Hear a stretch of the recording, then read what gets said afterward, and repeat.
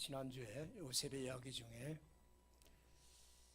고센 땅 신세계에 들어가서 새로운 나머지 인생의 삶을 사는 이야기를 들었습니다. 이제 130세에 날 모르는 애굽 땅 고센 지역에 가서 그래도 온 식구가, 특별히 죽은 줄만 알았다는 11째 아들 요셉과 함께 17년을 아주 행복하게 삽니다. 17년.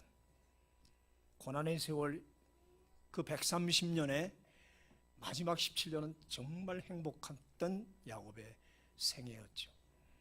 오늘 147세에 이제 생애가 끝을 맺습니다. 그때 요셉이 죽은 아버지 앞에 가서 그 무릎을 꿇고 얼굴에 입을 맞추면서 한없이 웁니다. 누구보다 사랑했던 아버지고 또 누구보다도 사랑했던 요셉 아닙니까? 왜냐하면 내 부인 중에 라헬을 제일 사랑했는데 그 라헬이 낳은 두 소자가 바로 요셉과 베냐민이었다 이 말이죠. 그래서 그 울음은 더욱 서글펐을 것이다. 창세기 요셉의 이야기가 40장부터 50장까지 길게 나옵니다. 엄청나게 긴 역사가 여러분들 다 읽으셨고 들으셨을 거예요. 그 요셉의 이야기에서 요셉이 우는 장면이 몇 번 나오냐면 8번 나옵니다. 놀랍습니다. 8번을 울어요. 모두가 그 골육지침 때문에 나오는 눈물이었어요. 첫 번째 울음은 그가 처음 형들을 만났을 때예요. 7년 풍년 끝에 7년 흉년이 시작된 두 해째, 양식이 다 떨어져 굶게 된 야곱이 아들들들어 너희도 돈을 들고 쌀자루를 짊어지고 애굽으로 가라. 애굽에 간 바로왕이 큰 창고에 곡식이 가득하다는데 거기 가서 양식 좀 사오라고 보냅니다. 그래서 이 형들이 베냐민은 놔두고 10형들이 애굽으로 들어와 왔는데 사실은 바로왕보다는 그 모든 곡식을 나눠주고 팔고 사는 것은 전부 요셉이 하고 있지 않습니까? 일국의 총리로서 모든 실권을 쥔 실제 통치자입니다.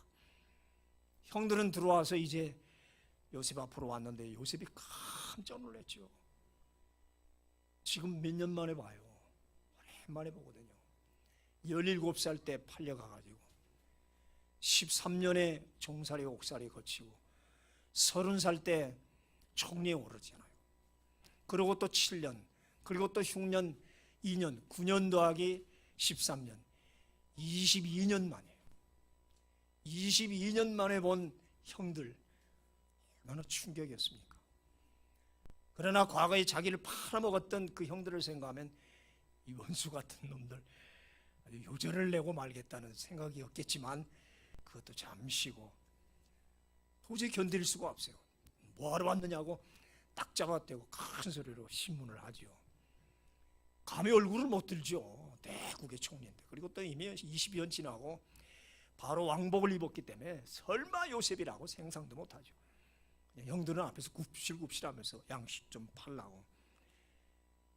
그래서 도저히 견딜 수 없어 볼수록 초라 해가지고 형들이 보리자루 부대자루 들고 와서 비는데 미치겠어요. 그래서 할 수 없이 그 앞에 눈물을 보일 수는 없고 들어가서 자기 방에서 들어가서 울고 눈물을 훔치고 나와서 매섭게 신문을 하죠. 그때부터 이제 형들을 시험하는 기간이 쭉 나오잖아요. 두 번째는 이제 형들이 돌아가서 너희 동생들이 있느냐? 하나 있다고 그러니까 뭘 하나 있냐? 하나는 죽었고 거짓말하죠. 그리고 하나가 남았는데 베냐민이라는 동생이 있다. 그럼 가 데리고 와라.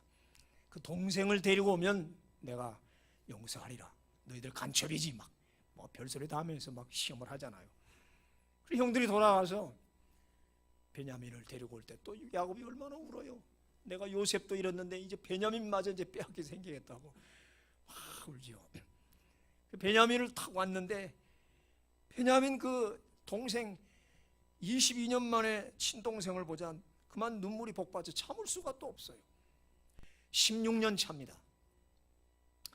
요셉이 17살 들어올 때 동생 베냐민은 1살이었어요. 1살 애기였단 말이에요. 22년 동안에 커서 저 지우가 22년 이만큼 됐을 때 어떻게 알아보겠어요? 그죠? 못 알아보죠. 그러니까 저 녀석이 저렇게 커서 네가 베냐민이야, 친동생 아닙니까? 같은 엄마 앞에. 나머지는 배다른 형들 아닙니까? 그거 어떻게 했어요? 22년 만에 본 그 깐난 애가 어엿한 청년이 돼서 탁 서 있는데 또 참을 수가 없어요. 그래서 눈물이 복받쳐서 또 들어가 안방에 가서 웁니다. 아직은 드러날 때가 아니라는 거죠. 요셉이 이제 형들을 시험하니까. 그래서 눈물 닦고 나와서 그렇게 또 보냅니다. 그리고 또 이제 또 다른 걸 엮어가지고 또 일부러 고통을 주죠. 세 번째는 또 형들이 다 왔습니다. 와서 그들 앞에 인전 자기 정체를 밝히죠. 고개를 드십시오. 이러고 겨우 이렇게 들죠. 형님들, 나 요셉입니다. 그냥 깍이죠. 그냥 깍. 한번 보니까 22년 지났지만 옛날 모습을 알아보겠죠. 그때 요셉이 대놓고 그때 대성통곡을 하는 거예요. 얼마나 크게 울었던지 바로 궁 모든 사람이 다 들었대요. 그 큰 궁전에 모든 사람이 그 울음소리를 들을 만큼 대성통곡을 했다 이거죠.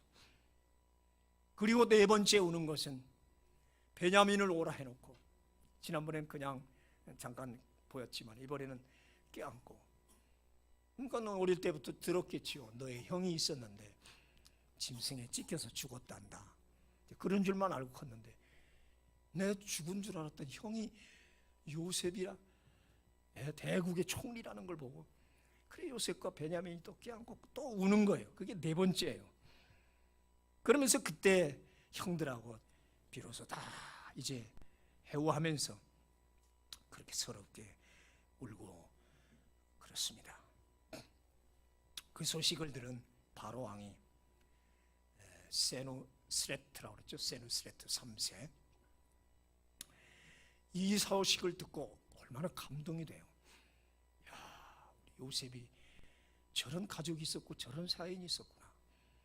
그럼 그 고생하는 그 가나안 땅에 왜 사나? 요셉들아, 다 데려와라.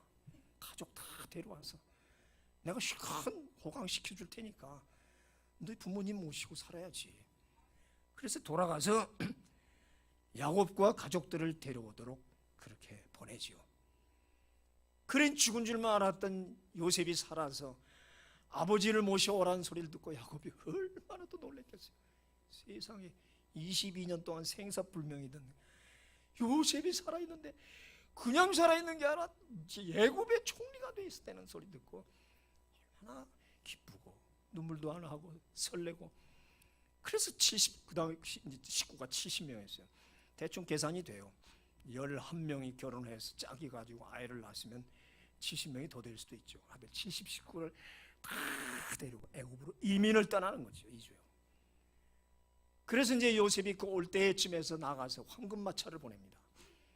그래서 아버지를 황금마차에 태워서, 왕궁마차에 태워서 올 때 고센 땅에 나가서 맞이하는데, 그 아버지를 보자 서로 목을 엇금맞겨 껴안고 또 하염없이 우는 게 5번째 눈물이에요.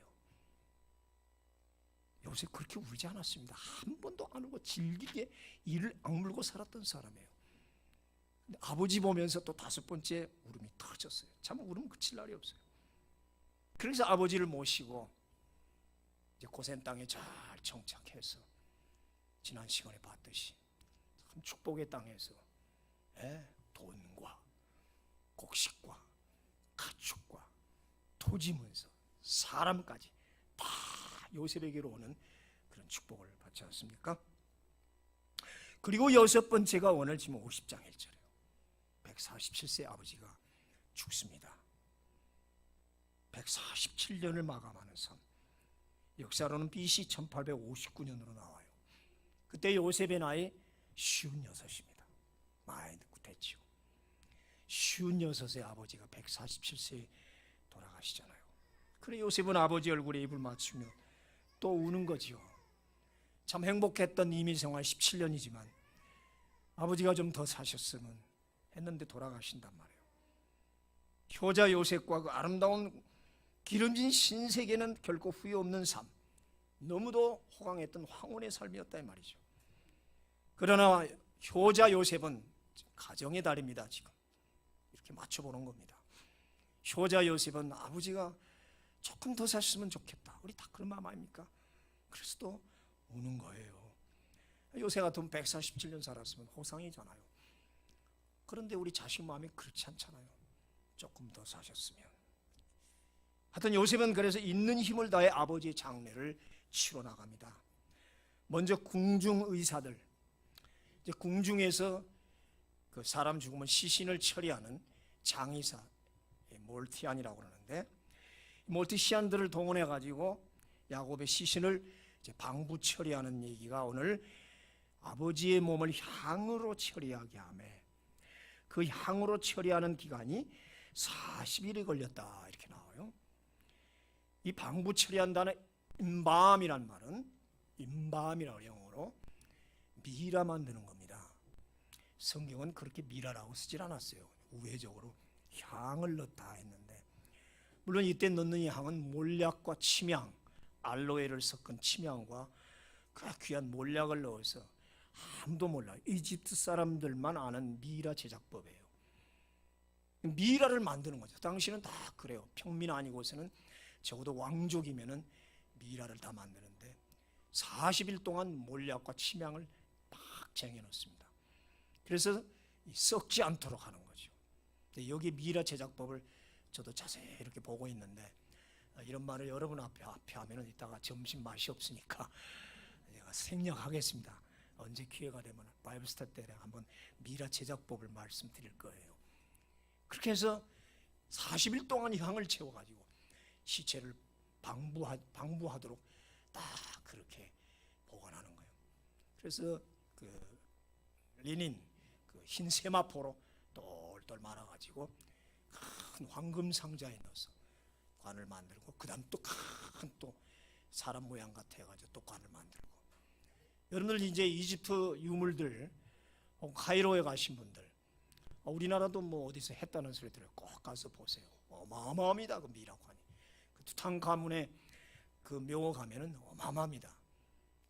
그 투탕카문이란 조그만 왕 하나의 유물이 지금 카이로 박물관에 꽉 찼어요. 놀랐었죠.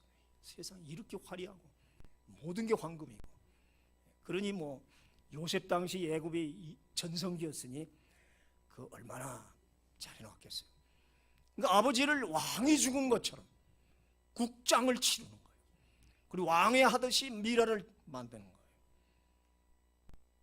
이는 있을 수가 없는 거예요, 평민한테는. 그리고 70일을 애곡했다고 그래요.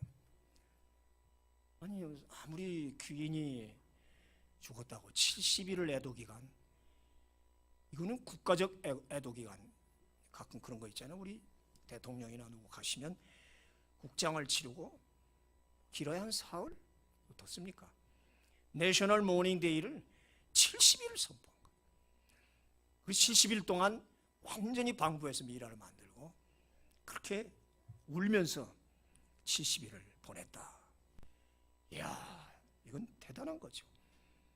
어떻게 일국의 총리 아버지를 갖다가 이렇게 국장을 치러줄 수 있습니까? 이거는 요셉이 아주 원 없이 하는 거죠. 아버지에 대한 마지막 효도로 원 없이 하는 거예요.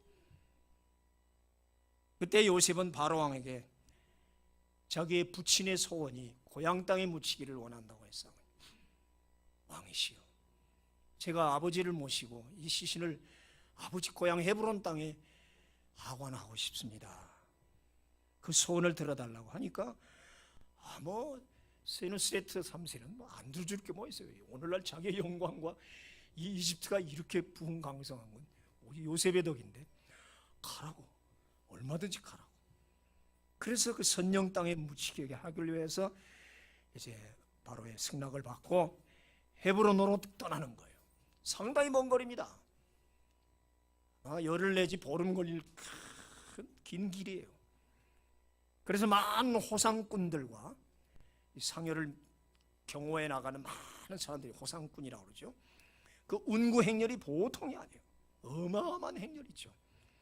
총리 요셉과 그의 형제들이 따라갔고 왕궁의 모든 신하가 따라갔대요. 세상 왕궁의 모든 신하가 다 운구 행렬을 따라가고 그 왕궁의 원로급들, 우리만 전임 대통령, 전임 국무총리, 대법관, 좌간 왕궁에 있는 유명한 사람 다 뒤따라가겠어요.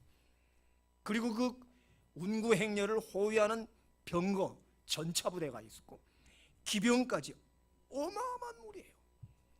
그런 긴 운구 행렬로 해서 가나안 땅 입구에 딱 들어선 거예요. 거기를 아닷 타작마당이라고 하는데 어딘지는 잘 모르지만 가나안 땅 첫 접경지대인 것 같아요. 그때 7번째 요셉의 울음이 또 터져 나오는 거예요. 내가 여기서 17살 때 애굽으로 팔려갔다 이거야. 계산해 보니까 39년 만에 밟아보는 고향 땅이라. 39년 만에 39년 만에 밟아본 내 고향 땅. 그러니까 또 거기서 또 눈물이 나네요. 그래서 멈춰놓고 그 바쁜데 7일 동안 또 애국 기간을 가져요. 7일도 또 70일을 울었는데 또 거기서 일주일을 또 우는 거예요. 물론 거기 이제 울음꾼까지 동원해서 지치면 울음꾼이 돈 주고 또 울었겠지. 옛날에 그죠? 아예 하다가 우리 이천서 목사님이나 그래. 아버지 죽을 때 아예 울다가 너무 지쳐서 그래서 이제 울음꾼을 데려다가 했는데 막 울다가 이렇게 보면 봉투 얼마 들어왔니? 10만 원 들어왔다. 아예 1,000원 들어왔습니다. 그랬다는 거 아니에요. 너무 재밌어요. 그리고 이제 7일이 끝나자 애굽 사람들, 신하들과 군사 일부는 다 돌아가게 했습니다. 가시라고 이제부터 내가 홀로 하겠다. 자기 형제들하고 일부 수행원만 데리고 헤브론으로 들어갑니다. 조용히 가족끼리 하관식을 처리하려고 그렇게 너무 이제 요란하면 너무 대적들이 많으니까 조용하게 마지막 장례를 마무리하기 위해서 헤브론에 들어가서 아브라함이 사놨던 막벨라굴의 조상묘가 있잖아요. 그 이미 아브라함의 시신 이삭의 묘, 마지막 세 번째는 야곱의 묘 파놓은 데다가 잘 안장을 해줍니다. 이미 거기는 야곱의 첫째 부인 레아가 들어가 있죠. 라헬은 길거리에서 죽어서 길에 묻었지만 조강지처 있는 레아는 자기 남편보다 먼저 거기에 딱 묻혀 있고 그 레아의 품으로 갔으니 참 조강지처가 마지막으로 그 남편을 차지하는 또 그런 장면도 보여요. 대충 계산해 보면 야곱이 죽은 후 장례가 다 끝날 때까지 걸린 기간이 3개월이 넘어요. 사람이 죽어서 하관을 마치고 돌아올 때까지 이 모든 걸 계산해 보니까 3개월이야. 3개월. 난 역사에 이런 장례식이 있었는가 조사를 안 해봤지만 아마 없었을 거예요. 아무리 위대한 루이 14세가 죽어도 이렇게까지는 안 했을 것이다. 그리고 오늘 요셉의 마지막 눈물이 8번째 마지막 눈물이 있어요. 오랜 시간이 지난 후에 요셉의 형들로부터 어떤 간청의 말이 들어와요. 형들이 두려운 거예요. 아버지가 살아있을 때는 아버지가 옛날에 요셉아 형들을 용서해라 그랬어요. 용서해라. 왜? 요셉이 복수할 수도 있잖아. 자기를 그렇게 했기 때문에. 그래서 아버지 말 때문에 살아있을 때는 우리에게 잘했지만 이제 아버지 돌아가셨으니까 형들이 겁이 나는 거예요. 요셉이 복수해서 우리를 다 죽이면 어떡할까. 지난날 요셉에게 저질렀던 악행 때문에 그래서 부들부들 떨면서 자기들이 못 가고 사람을 보내는 거예요. 당신 아버지 하나님의 종들인 우리 죄를 이제 용서하소서. 그 말을 할 때 요셉이 그 말을 듣고 또 울었어요. 왜 울었을까 이때는? 형들이 자기들이 못 오고 무서워서 사람을 보내가지고 우리가 큰 죄를 지었습니다. 아우여란 말도 못하죠. 감히 우리를 용서해 주십시오. 그때 요셉은 참 형들이 딱해 보였어요. 딱했어요. 물론은 이제라도 저들이 죄를 공식적으로 뉘우쳤으니 고맙기도 했죠. 그동안 한 번 잘못했다 소리가 안 나와요. 그러면서도 동시에 자기의 진심을 우리 형들이 왜 이렇게 몰라줄까 섭섭했어요. 왜 지난날의 죄에 사로잡혀 내가 그러면 형식적으로 우리 형한테 잘했단 말이야. 형들은 어떻게 나를 아직도 그렇게 무서운 존재로 어렵게 생각하고 있을까? 내가 저들에게 뭔가 잘못 보였을까? 그런 생각하니까 형들을 생각하면서 또 눈물이 나는 거예요. 형들이 이런 소리를 다 하냐 말이야. 내가 왜 형들을 보복을 해? 보복했으면 진작 처음 봤을 때 보복을 해버리지. 지난날의 추억들이 요셉의 머리를 스치면서 눈물샘이 뜨거운 눈물로 쏟아져 나왔더라. 그래서 요셉은 형들을 부릅니다. 간곡한 말로 위로 안심시키며 다짐합니다. 형님, 두려워하지 마소서. 내가 당신들과 당신들의 자녀를 기르리이다. 읽지 않았어요? 저 뒤에 20절 21절에 나와요. 당신 형들뿐만이 아니라 형님네 가족, 앞으로 태어날 자손 대대까지 다 책임지겠습니다. 역시 대인이지요. 역시 대인이에요. 하여튼 간곡한 말로 안심시키고 또 위로하고 설득하고, 그래서 그들이 마음이 이렇게 누그러질 때까지 지도자는 참 끝까지 책임을 지는 사람이 되어야 될 거예요. 이렇게 약속할 때 나이 56세였고 그 다음에 그가 죽을 때가 110세에 죽거든요. 1804년 BC. 그러니까 56세부터 110세까지를 계산을 하니까 54년을 그때부터 더 살았죠. 그러니까 이 54년 동안 형들뿐만 아니라 형들의 자녀들까지 다 take care, 다 보살폈다 이거죠. 그 54년 사는 동안에 자기도 물론이지만 자기 형들의 자손들이 얼마나 불어났겠어요. 요셉은 짧은 나이였지만 요셉도 3대를 살았다고 그랬거든요. 지금 현재 70명이 들어왔는데 54년 지나는 엄청 불어났을 거예요. 그래도 요셉은 걱정 없이 다 학교 보내고, 쉽게 말하면 대학 보내고 결혼시키고 다 직장 주고 요셉이 혼자 다 했다는 얘기죠. 아멘. 이렇게 되기를 축원합니다. 멋있잖아요. 다 먹여 살리세요 여러분이. 여러분의 가족. 왜 얻어먹어요? 우리 필그림 식구는 하나 더 얻어먹는 자 없게 하옵소서. 꼬리가 되지 말고 머리가 되게 하옵소서. 들어가도 나가도 복을 받게 하옵소서. 아멘이 말고요. 아멘이고 말고요. 여러분 형제 중에서 으뜸이래다란 말이에요. 우리 형님들 누나들 다 먹여 살리란 말이에요. 그래? 맞다. 지금 방언하잖아. 맞다고. 나는 저 방언을 통역한다고. That's right. 그런다고.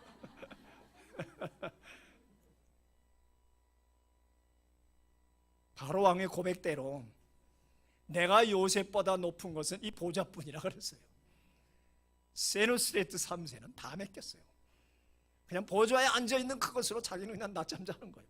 모든 일은 정사는 다 요셉이 처리했기 때문에 이렇게 요셉은 아버지에게 효도하고 가족의 소중함을 너무도 알았단 말이에요. 팔려가지고 종살이 옥살이 13년 그 모진 고난을 겪으면서 얼마나 가족이 보고 싶었는지 몰라. 생각해서 혼자 떨어졌어. 그 가족의 소중함을 알았어. 남들 아이들하고 놀고 그러는 거, 가족끼리 외식하고 그러는 거 부러운 거 있잖아요 우리가. 그 소중함을 알고서 이렇게 했단 말이에요. 가정의 달에 요셉의 이 축복받은 얘기가 중요한 게 아니라 하나님께 충성하고 부모에게 효도한 이 요셉의 이야기 참 은혜가 되잖아요. 솔직히 배달은 형들 아닙니까? 베냐민 말고는 다 배달은 그건 뭐 꼭 그게 나쁘다고 볼 수는 없지만 그런 게 많잖아요. 뭐 그렇게 책임 없습니다 사실. 인간적으로 보면 이 형제애, 내 가족, 단순한 혈통의 내 가족보다는 내 이스라엘 공동체, God's family, 하나님의 가족을 책임져야 된다는 이 마음. 목사에게는 그런 게 있거든요. 여러분도 같이 그런 마음을 있기를 축원합니다. 여러분, 요셉은 종살이 할 때도 울지 않았습니다. 종으로 있을 때 울었단 말 없고 불평했단 말 없습니다.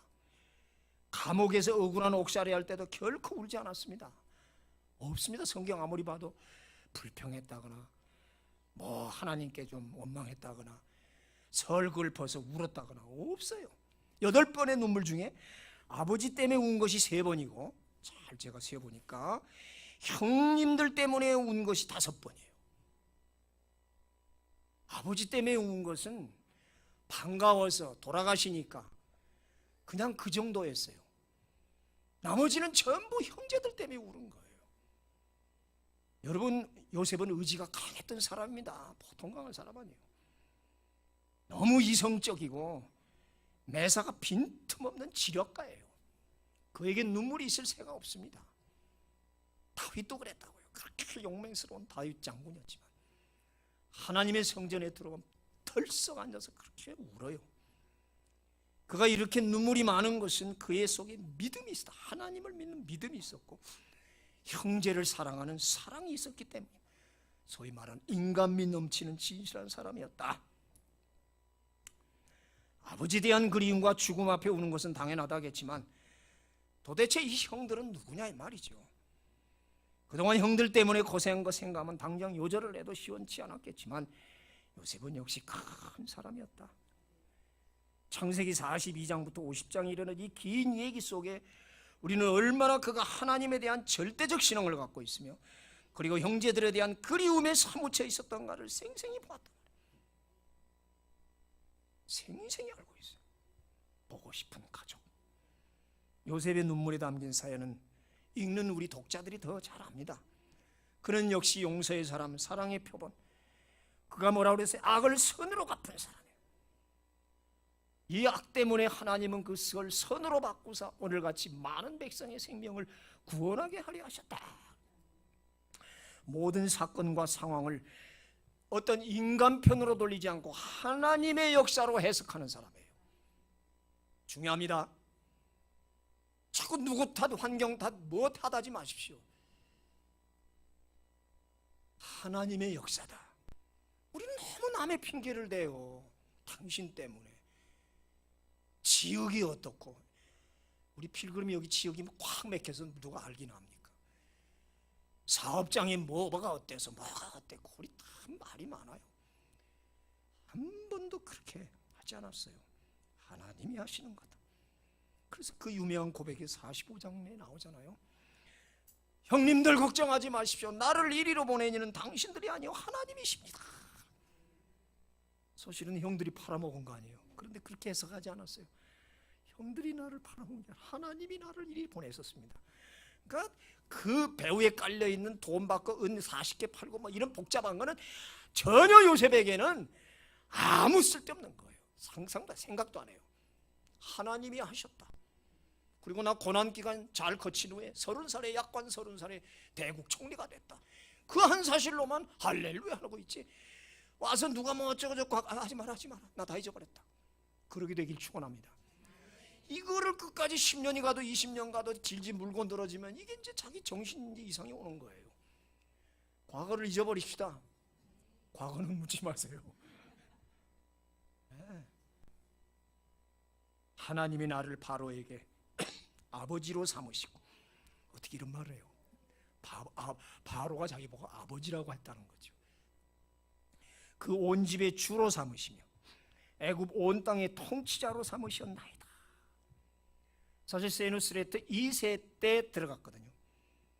그리고 풍년 끝나자 세누스레트 3세가 딱 올랐었으니까 전 왕의 그 충신이 있던 요셉을 바라볼 때 세누스레트 3세는 아버지여라고 말할 수가 있어요. 우리 선왕에 모시던 참모라니까. 맞아요. 교만한 얘기 아니에요. 우리 아버지를 같이 도운 제 아버지입니다. 이렇게 섬기는 거예요. 세누스레트 3세가. 요셉에게는 불평이나 원망이 보이지 않았다. 채색 옷을 벗기우고 종이 되었어도 억울한 옥살을 해도 그냥 하나님이 하신 일로 알고 묵묵히 현실을 따라갔다. 성경은 이럴 때마다 뭐라고 해요? 하나님이 요셉과 함께 하심으로 형통하였더라. 하나님이 요셉과 함께 하심으로 형통하란 말을 제가 원어를 뭐라고 했어요? 직진하다. 그대로 나아간다. 하나님이 하시니까 원망 불평 다른 거 안 보고 그냥 가는 거예요. 묵묵히. 축복보다 나은 것은 동행입니다. 따라합시다. 축복보다 나은 것은 동행이라. 그러시겠어요? 많이 받고 출세하고 부귀영화 누리는 게 중요한 게 아니에요. 하나님과 동행하는 게 제일 중요합니다. 우리 새벽기도 솔로몬 많은 축복 받았지만 나중에 하나님과 함께 하시니까 끝나잖아요. 그게 무슨 소용이 있어요? 에녹은 300년간 하나님과 동행함으로 죽음을 보지 않고 하늘나라로 그대로 가버렸습니다. 놀라운 사실입니다. 동행신앙은 모든 것을 초월합니다. 또한 모든 것을 가능하게 합니다. 하나님과 동행, 임마누엘, 하나님과 내가 함께한다는 그 사실, 모든 것을 초월해버리는 거예요. 요셉의 마지막 8번째 눈물의 진실이 무엇일까? NLT라는 번역이 Joseph broke down and wept. 이 break down이란 말은 가슴이 무너진다 이 말이에요. 실패, 좌절, 붕괴, 낙심, 심쿵, 애들 말로 멘붕, 털썩. 형들이 눈물로 동생, 아니 총리님 우리를 죽이지 말고 살려주세요 하니까 그 소리를 들을 때 요셉이 심장이 쿵 내려앉았어요. 물이 다운. 그리고 눈물이 났다 그랬어요. 형들이 17년을 나랑 같이 살았는데도 아직까지 나에 대한 경계심과 보복의 두려움이 있었단 말인가? 나 요셉이 자기들에게 그렇게 비춰졌단 말인가? 멋있잖아. 그런 말을 하는데 우리가 무슨 꼭 심쿵할 일이 있어요? 우리 형들이 어떻게 이런 오해를 하시고 이러실까? 가슴이 무너졌대. 그래서 하는 말이, 내가 하나님의 대리자입니까 형님들? 내가 하나님 대신 벌이라도 내릴 듯 싶습니까? 그런 두려움을 품고 이제껏 살아왔단 말입니까? 그냥 너무 막 격해서 형님들 어떻게 그렇게 나를 보시냐고. 그게 마음 아파서 또 운 거예요. 멋있습니다. 참 멋있어요. 그래서 그들의 형들의 미래뿐만 아니라 그들의 자녀, 곧 자기 조카들까지 책임지겠다고 아주 맹세를 해버리는 거죠. 걱정 마세요. 당신들의 자녀들까지 제가 책임지겠습니다. 이것이 요셉의 신앙이고 인품이다. 책임을 느낄 줄 아는 사람이 되어야 됩니다. 하나님께 순종하고 아버지께 효도하고 형제와 백성들을 사랑할 줄 아는 요셉, 그는 110세의 일기로 파란만장할 삶을 마칩니다. 1804년 BC 아메네메트 3세 때 왕이 3번 바뀝니다. 영욕의 세월 110년, 영광과 욕 때문에 생활이 교차된 110년. 선조들보다는 적은 나이였죠. 아브라함 175세, 이삭 160세, 아버지 147세라는데 아깝지요. 그 좋은 부귀영화 놓고 110세에 죽었어. 왜 이렇게 일찍 죽었을까? 너무 고생을 많이 해서 그랬을까? 옥살이 아니라고. 그래도 세 왕을 모시고 80년간 애굽을 통치했어요. 80년간. 왕이 3번 바뀌었다고. 선조들보다 적은 나이에서는 너무도 큰 일을 해냈잖아요. 이집트 역사의 제12왕조 7왕 통치하던 중왕조 제12왕조만큼 부흥 전성기가 없었단 말이에요. 이집트 역사가 증명을 한단 말이에요. 가장 번성기였어요. 누가 했겠어요? 요셉이 했지. 12왕조 전성기를 창출하고 이끌어간 실질적 군주. 아직도 요셉의 창고엔 세계의 먹여를 살린 곡식이 가득했지요. 아직도 요셉의 창고에는 세계를 먹여 살릴 곡식이 가득했다. 필그림 식구들의 창고가 이렇게 되기를 축원합니다. 세계를 먹이실, 단위가 틀려야 돼. 단위가 달라요. 기껏해야 뭐 우리 시어머니 좀 얼마 주고 뭐 장모님 얼마 주는 정도가 아니야. 세계를 먹여 살리라고. 세계를 먹여 살려요. 친정집 말고 시댁도 잘 먹여 살려.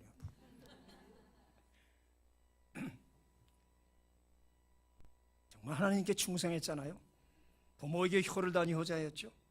그로부터 400년 후, 요셉이 죽은 이후 400년 후 이스라엘 백성은 그 요셉의 해골 미라죠. 그리고 가나안 땅으로 들어갑니다. 이렇게 해서 창세기 후반부를 가정의 달에 맞춰서 한번 같이 나눠봤습니다.